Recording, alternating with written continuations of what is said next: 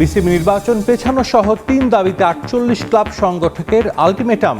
দাবি না মানলে লিগ বর্জনের হুমকি। ভোট বর্জনের ঘোষণা, দেশের ক্রিকেটকে ধ্বংস না করার আহ্বান। বিতর্কিত ইলেকশনের নীল নকশা বাতিল করা না হলে আসন্ন কোনো ধরনের ক্রিকেটে দেশের কোনো ক্লাব অংশ নেবে না। শারজায় কাল সিরিজের শেষ টি-20তে আফগানিস্তানের মুখোমুখি হবে বাংলাদেশ। প্রথমবারের মতো আফগানদের হোয়াইট ওয়াশ করার সুযোগ টাইগারদের। দু একটি সিরিজ নয়, সামর্থ্যের প্রমাণ দিতে বাংলাদেশকে জিততে হবে বড় টুর্নামেন্ট, বললেন সঞ্জয় মাঞ্জরেকর। পারফর্ম না করলেও হৃদয় শেখ মেহেদীদের আগলে রাখার পরামর্শ। রোহিত শর্মাকে সরিয়ে নতুন ওয়ানডে অধিনায়ক ঘোষণা ভারতের। অস্ট্রেলিয়ার বিপক্ষে সিরিজে টিম ইন্ডিয়ার নেতৃত্ব দেবেন শুভমান গিল। বোর্ডের পরিকল্পনায় 2027 ওয়ানডে বিশ্বকাপ। এদিকে টানা 2 ম্যাচে ঠান্ডা মাথায় আগ্রাসী ব্যাটিং করে অপরাজিত থেকে বাংলাদেশ দলের সিরিজ জয়ের অন্যতম প্রধান কারিগর নুরুল হাসান সোহান। বোলারদের সাথে নিয়ে অপরাজিত 31 আর 23 রানের 2টি ইনিংস খেলে সোহান দেখিয়েছেন তার শক্তির জায়গা। টেকনিক নয়, টেম্পারমেন্ট আর চাপ জয় করার ক্ষমতাই সোহানের মূল শক্তি। Game changer of the match. সত্যি নুরুল হাসান সোহানকে যথার্থ পুরস্কারেই সম্মানিত করেছে কর্তৃপক্ষ। তবে কেবল দ্বিতীয় টি-20 নয়, দারুণ ফিনিশিংয়ে সিরিজের প্রথম ম্যাচেও একই পুরস্কার জিতেছিলেন নুরুল। আফগানিস্তানের বিপক্ষে বাংলাদেশ দলের 2-0-তে সিরিজ জয় নিশ্চিত হবার অন্যতম প্রধান কারিগর নুরুল হাসান। এবার দ্বিতীয় ম্যাচের সিনারিওতে ঢোকা যাক, যা স্পষ্ট করবে নুরুলের ইনিংসের মাহাত্ম্য। 148 রানের টার্গেটে ব্যাটিং করতে নেমে শুরুতেই 2 ওপেনারকে হারাবার পর জাকের আলী ও শামীম পাটোয়ারির ব্যাটে ভালোভাবে ম্যাচে ফেরে বাংলাদেশ। তবে সেট হয়েও জাকের 32 আর শামীম 33 রান করে যখন ফেরেন, তখন 5 উইকেটে স্কোর বোর্ডে 120 রান বাংলাদেশের। একমাত্র স্বীকৃত ব্যাটার হিসেবে 13 রান করে ক্রিজে অপরাজিত নুরুল।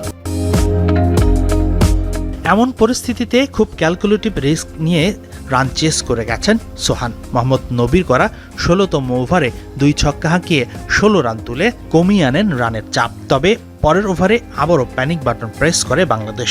17তম ওভারের শেষ বলে নাসুমকে বোল্ড করেন রশিদ খান। এর পরের ওভারে ওমর জাই 1 বলের ব্যবধানেই আউট করেন সাইফুদ্দিন ও রিশাদকে। 7 রানের ব্যবধানে 3 উইকেট হারিয়ে তখন পাহাড় সমান চাপে বাংলাদেশ। তবে এর মাঝেও চুইংগাম চিবুতে চিবুতে উইকেটে ঠান্ডা মাথায় অবিচল সোহান। শেষ 2 এশিয়া কাপে স্বপ্নভঙ্গের পর মরুর বুকে আফগান সিরিজ। পাকিস্তানের কাছে হারের সেই ক্ষত ভুলে এবার দ্বিপাক্ষিক সিরিজে আলোর দেখা পেল টিম টাইগার্স। প্রথম টি-20-র পর দ্বিতীয় টি-20তেও 2 উইকেটের জয় পেয়েছে বাংলাদেশ। এবার লক্ষ্য হোয়াইট ওয়াশ।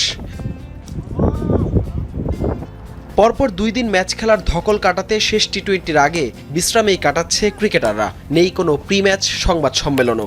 এদিকে বাংলাদেশের সামনে প্রথমবার আফগানদের হোয়াইট ওয়াশের হাতছানি। আফগানদের কাছে 2018 সালে দেহরাদুনে আফগানদের কাছে এই সংস্করণেই হোয়াইট ওয়াশ হয়েছিল টাইগাররা। এবার হাতছানি সেই প্রতিশোধ নেয়ার। শারজায় রোববার সেই লক্ষ্যেই মাঠে নামবে জাকের আলীর দল।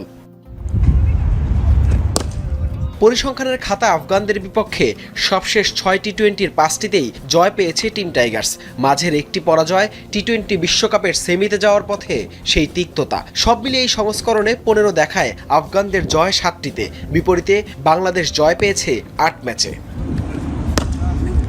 প্রথম ম্যাচে জয়ের পরেও দ্বিতীয় ম্যাচের দলে ছিল 2 পরিবর্তন। সিরিজ নিশ্চিত হওয়া টাইগারদের একাদশে আবারও আসতে পারে একাধিক পরিবর্তন। ওয়ার্কলোড ম্যানেজমেন্টের কারণে বিশ্রামে থাকা তাসকিন, তানজিম, সাকিবরা ফিরতে পারেন শেষ ম্যাচের একাদশে। প্রথম 2 ম্যাচেই রান তাড়া করে জয় পেয়েছে বাংলাদেশ। তৃতীয় ম্যাচেও গুরুত্বপূর্ণ হতে পারে টস। এদিকে সিরিজ হাতছাড়া হলেও জয় দিয়েই টি-20 মিশন শেষ করতে চাইবে আফগানিস্তান।